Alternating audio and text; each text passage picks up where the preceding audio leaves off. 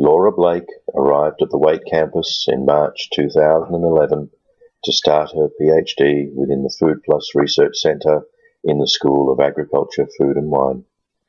Laura's supervision team was Bob Gibson, Colin Jenner, Andrew Barber from Saudi, and Brian O'Neill and Zui Nguyen from Chemical Engineering. Mike Gidley from the University of Queensland was recruited in Year 2 because Laura was already running rings around the other supervisors. Actually, this wasn't a surprise, because we were already aware of Laura's impressive academic abilities from her distinguished undergraduate studies and Year 12 performance. Right from the start, Laura was pretty much the ideal PhD student. She applied for and was awarded a generous Grains Research and Development Corporation scholarship with an operating budget which she managed exceptionally well. She wrote her own milestone reports, passed every annual review with ease, and organised her supervisors for regular meetings. In going about her work, she was extremely intelligent, focused, dedicated, organised, and determined. Unusually for someone at the start of a PhD, she had the maturity and confidence to make effective new collaborations within the school, arranged to attend bakery classes at a TAFE, and negotiated use of specialised equipment at Flinders University to help her with her project. Indeed, we could talk for some time about Laura's PhD, in which she determined why a waxy durum starch slows the rate that bread goes stale, work which resulted in an excellent thesis, and 3 peer-reviewed publications that improve our understanding of the field. However, while these documents are an important and enduring legacy, they are not the reason why many of the people are here today. Rather, we are here today to remember, acknowledge, and put on record the personal qualities that Laura showed us every day for the 4.5 years that she spent with us. In talking to so many Waite people about Laura over the last 5 weeks, be they students, technical, professional or academic staff, colleagues from other organisations, co-workers at Abila Dips or social acquaintances including the Waite Walking Club, the same attributes are always mentioned. Laura was extremely generous, caring, considerate, friendly, helpful, constructive, compassionate, and thoughtful.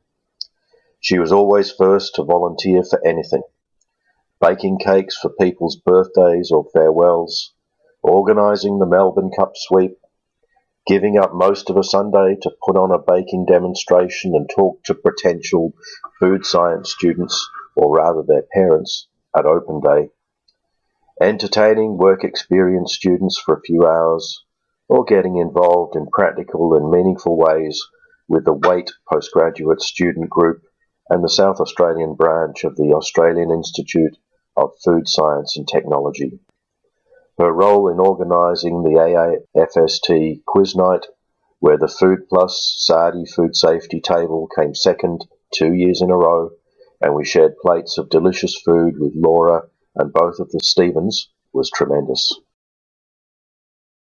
In a time where pressures on researchers, including students, to produce more and better ranked outputs as they compete for limited funding and seemingly fewer job opportunities in a market that appears oversupplied, when the attributes of focus and determination often seem to lead to what could be described as selfish behaviour, Laura's ability to demonstrate that the two states were not mutually exclusive was striking and commendable. This character trait must have been instilled, nurtured and developed by the people Laura had around her, her family, partner and friends, and your role in making her that complete and balanced person needs to be recognised and applauded.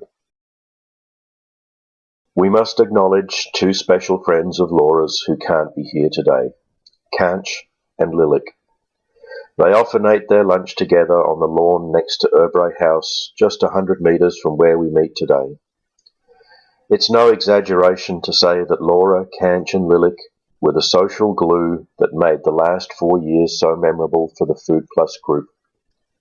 Canch started her PhD at the same time as Laura, also had Bob and Colin as her supervisors, worked in the same laboratory as Laura on another aspect of the unusual properties of waxy durum starch, and they shared an office.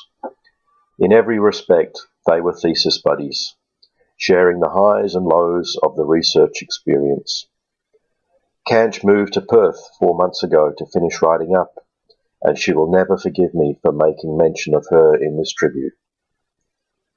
Lilik was a couple of years ahead of Laura and returned to her family and job in Indonesia after graduating from her PhD. Canch and Lilik have many of the same personal strengths as Laura, being generous, friendly, caring and thoughtful, and those morning teas were very memorable for all of us who love our food. Like so many of you here today, we had no idea that Laura's outward confidence and demonstrable success was accompanied by an internal struggle that she kept well hidden, and her passing 5 weeks ago was such a devastating shock to us all. Our feelings of loss at Laura's passing are significant, but they're only a fraction of that which Laura's family endures. Our thoughts and best wishes are with you. We hope it is some comfort for you to know that your Laura was so loved, admired, and appreciated by so many people, lucky to have spent some of the last 4.5 years in her company. Laura was a genuinely beautiful person, and we will all miss her very much.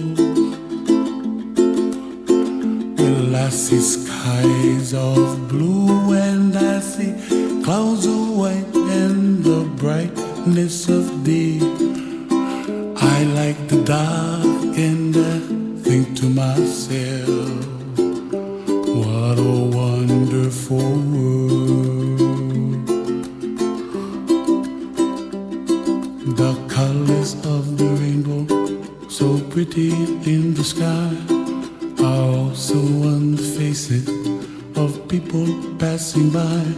I see friends shaking hands, singing, "How do you do?" They really say, I love you. I hear babies cry and I watch them grow. They'll learn much more than we'll know. And I think to myself, what a wonderful world. Someday I wish upon a star, wake up where the clouds are far behind me, where trouble melts like a lemon drops high above the chimney top. That's where you find me, oh, somewhere over the rainbow, way up high. The dreams that you dare to, why, oh why can't I?